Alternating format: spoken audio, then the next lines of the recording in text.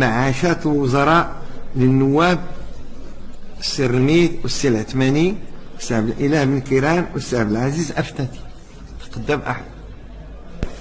بسم الله الرحمن الرحيم. شكرا السيد الرئيس. السيد الوزير، تصرف ميزانية الدولة خزينة الدولة 8 مليار سنتيم سنويا على المعاشات الاستثنائية والتكميلية، وفي مقدمتها معاشات الوزراء ومعاشات الموظفين السامين.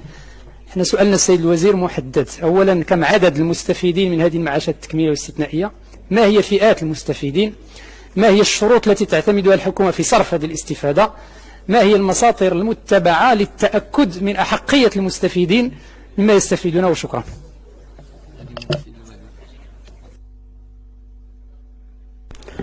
شكرا السيد النائب. اولا اريد انطلاقا من البواعث ربما ديال السؤال نتاعو ناكد له بان هذه الحكومه بحال اللي قال في التدخل السابق الاستاذ محمد خليفه هي حكومه التطويق والحد من الامتيازات.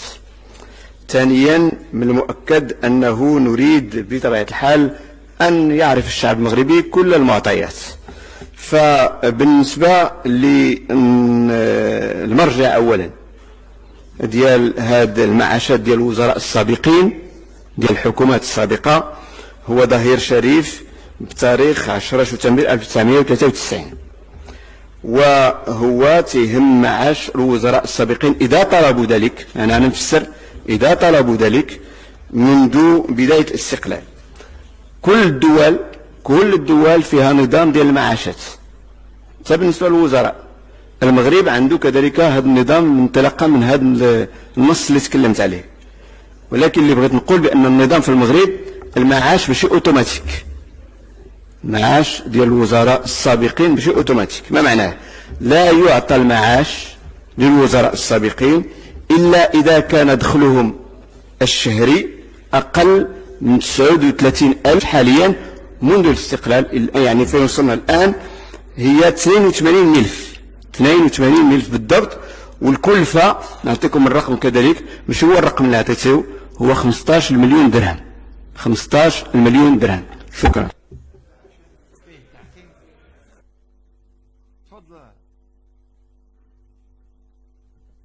أه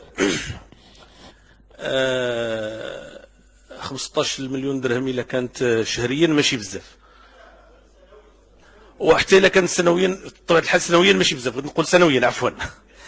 المشكل اللي جعلنا حنا نديروا هذا الموضوع السيد الوزير ماشي هو الغلاف اللي كتصرفوه. حنا من الساعه الاولى ملي قلنا 8 ديال المليار بناء على معلومات ربما ما كانش دقيقه، ما كنقولوش باللي هو شيء كثير، ولكن حنا من الناحيه المبدئيه بكل صراحه السيد الوزير حنا دوله اسلاميه، والمبادئ ديال الاسلام كتبني على ان الدوله كتهتم اول ما كتهتم بالضعفاء والفقراء والمحتاجين. وسيدنا عمر كان كيقول الكرشوم اللي كتبدا تغرغر غرغري أو لا تغرغري فلن تذوقي سمنا ولا زيتا حتى يشبع فقراء المسلمين أو ضرر المسلمين.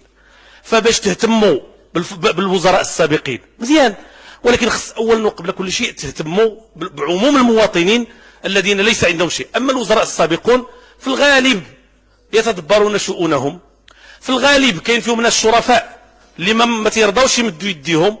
وحنا كيأسفنا بكل صراحة نسمعوا بأن بعض الوزراء تيجمدوا الأنشطة ديالهم الاقتصادية باش يكون عندهم الحق في هذا المعاش. ولهذا فالقضية بالدرجة الأولى السيد الوزير مبدئية، القضية بالدرجة الأولى قضية سياسية.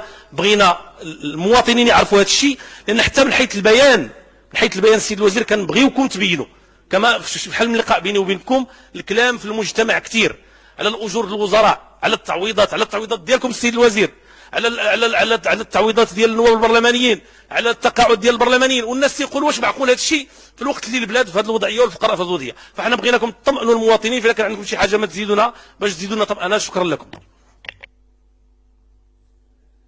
هذه الحكومه مستعده تعطي جميع المعلومات وما عندنا حراج ابدا. اولا احنا حكومه تحارب الامتيازات وضد الامتيازات، ولا تسمح كذلك أن تعطى الامتيازات للمسؤولين الحكوميين. أؤكدها وسأؤكدها دائما. لا تربيتنا الشخصية ولا تربيتنا السياسية ولا هدفنا ما جعلناش نقبلوا التجاوز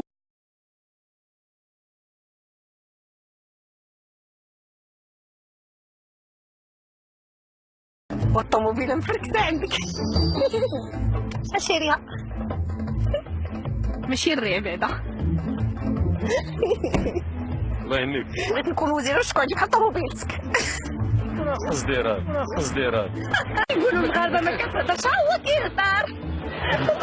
المغاربه ما كيقولش كيهضر، غير شي وحدين اللي كيقولوها. الفيسبوك ما كيلحقش هي لو نحضر. ابدا الحمد لله غادي يخرج المؤتمر قويا وانتم كيهضر بنجاح. طيح هذه الحزب صعيبه. بغيت غنقول لك انتهى الكلام وانتهى بن كيران. على كل حال الى حد الان ما قدرنا نتهاجم. يلا الصوت تعمر ليك. ان شاء الله. احساسي كان في المحل وربحتي. شكرا جزيلا على انك هنيتيني بهذا الفوز من قبل. ما انتهاش العد بن كيران. انتهاش الكلام. لا كيفاش كون انا من كاع ما كيعرفوا قيمتك.